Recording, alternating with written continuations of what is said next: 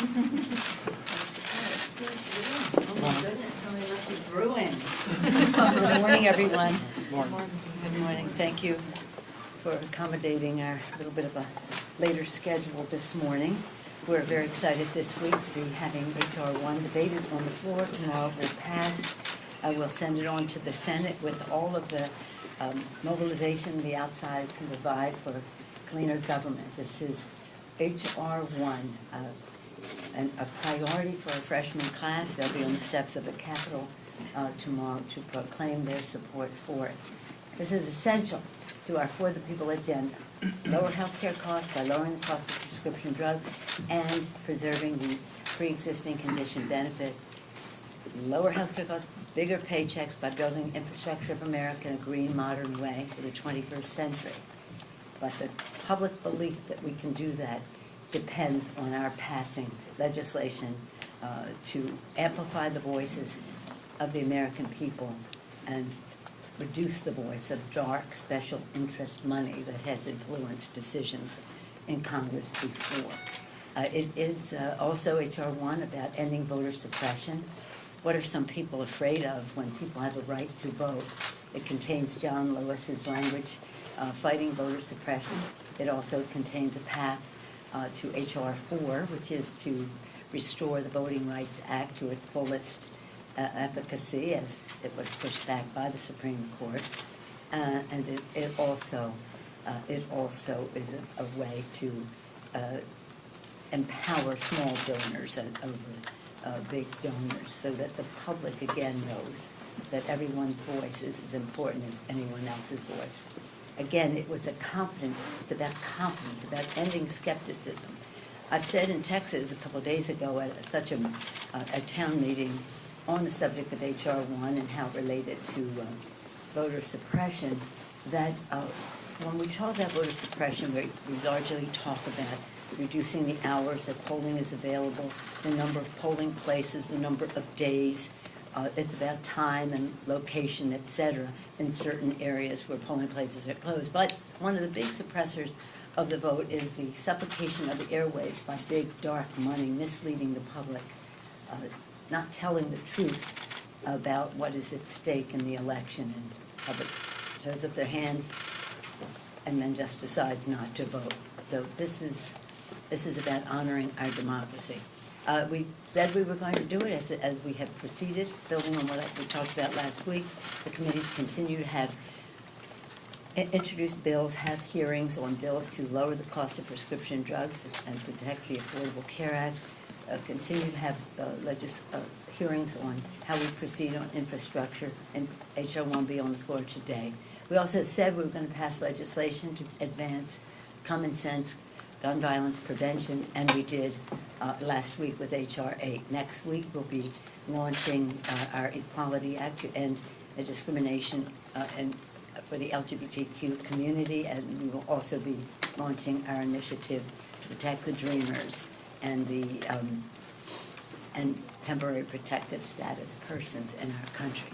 One more bill before the end of the month will be, well, two more. One will be equal pay for equal work, which comes back to our original lower increased paycheck, lower health care costs, increased paychecks, and we will be on a path to pass once again the reauthorization of the Violence Against Women Act. So we said these things during the campaign and we are getting it done, and we're telling the public about the paths that we are on to get them turned into law to make a difference in the lives of the American people. I was glad to send to the Senate and therefore to the President the Land and Water Conservation Bill named for John Dingell the other day. So while so much else is swirling around here in terms of investigations, the Mueller investigation, the fundamental responsibility of Congress to have oversight over the executive branch and other items, we are doing our housekeeping as we keep proceeding with legislation for the good of the American people. I was particularly happy this week that we were joined by 4 senators who have been former members of the House. Senator Leader Chuck Schumer, Maria Cantwell, Ron Wyden, and Ed Markey. They joined us to launch our net neutrality legislation led by Mike Doyle, chair of the Technology Committee of the Energy and Commerce Committee, along with other members of the committee, including Chairman Palone. Anna Eshoo was the godmother of that legislation. She too joined us. So we're busy with our legislative work, despite what we might read in the press. Madam Speaker, Yes, do you think that Ilhan Omar understands why her comments were problematic, and what happens if this happens again? Well, first of all, thank you for the question. I don't think that that the Congresswoman is perhaps appreciate the full weight of how it was heard by other people, although I don't believe it was intended in any anti-Semitic way. But the fact is that that's how it was interpreted. We have to remove all doubt, as we have done over and over again. We're working now on a resolution to see when we bring it to the floor that will, again, speak out against anti-Semitism, anti-Islamophobia, anti-white supremacy in all the forms that it takes, that our country has no place for this. But on anti-Semitism, we voted a resolution on that just recently. When I was a week and a half ago or so at the Munich conference and then in Brussels for the NATO meetings, at every meeting, at every level, at the highest levels, our delegation impressed upon our European allies the importance of fighting anti-Semitism in our country. This is well before the Iran statement that emerged this weekend. But when it did, it was important for me to speak to the member first before we would proceed. She was in Africa. After I spoke to her, members had different tacks they wanted to take, some their individual statements, some thinking we should have a resolution. I thought the resolution should be enlarge the issue to anti-Semitism, anti-Islamophobia, etc., anti-white supremacists, and that it should not mention her name, and that's what we're working on, something that is one resolution addressing these forms of hatred, not mentioning her name, because it's not about her, it's about these forms of hatred. Does Madam she need Speaker, to apologize? to that end- She hasn't apologized. Does she need to apologize? Well, maybe she may need to explain that she did not, it's up to her to explain, but I do not believe that she understood the full weight of the words. As I say, when you're an advocate out there, as I was, so I appreciate all the enthusiasm that comes into our Congress. I told you that before, that was me pushing a stroller and carrying those signs, so I understand how advocates come in with their enthusiasms. But when you cross that threshold into Congress, your words weigh much more than when you're shouting at somebody outside. And I feel confident that her words were not based on any anti-Semitic attitude, but that she didn't have a full appreciation of how they landed on other people, where these words have a history and a cultural impact that may have been unknown to her. Madam Speaker, thank you. And to that end, I know... Did I call on him? Did you sure looked at me, so that's right. Thank you. Does that count? No, not yet. I posed my question for you. But thank you. There was concern about motions to recommit Yeah. that your side has had, and I know how important H.R. 1 is to your side, and that if you didn't address this right away, that could be the motion to recommit and try to undercut what happened with the firearms bill last week and so on and so forth. So was that part of the decision to go ahead at this point and get No. this done out? Explain why. No. The Republicans will never fail to have their xenophobic motions to recommit, as they did last week. It doesn't matter whether we have a resolution or not.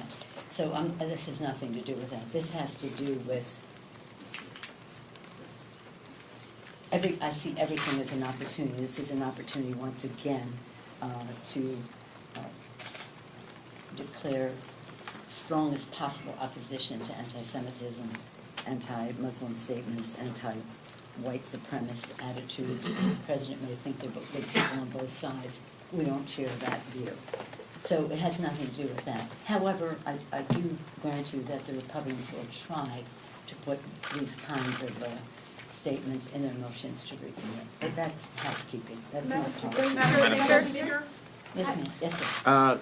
obviously, Leader McConnell is very opposed to H.R. 1. Yesterday, he said, "I believe we can actually win elections against people who vote for this." Do you think H.R. 1 puts any pressure on some of your members in purple districts? No, no. In fact, many of the members in the purple districts are the ones who are the strongest proponents for H.R. 1, so I appreciate your question. H.R. Who is, what the senator is saying, and with all the respect in the world for his leadership role, he has also said the problem is not that there's too much money in politics, Mitch McConnell said, it's that there's not enough money in politics. Well, we vehemently, completely, thoroughly disagree. But it's about money in politics and what how that destroys the confidence people have in the political process, but also it's about voter suppression. And so whatever they say, what they are voting, when they say they're against H.R. 1, they are against removing obstacles of participation to voting in our country. How do you explain that to our founders?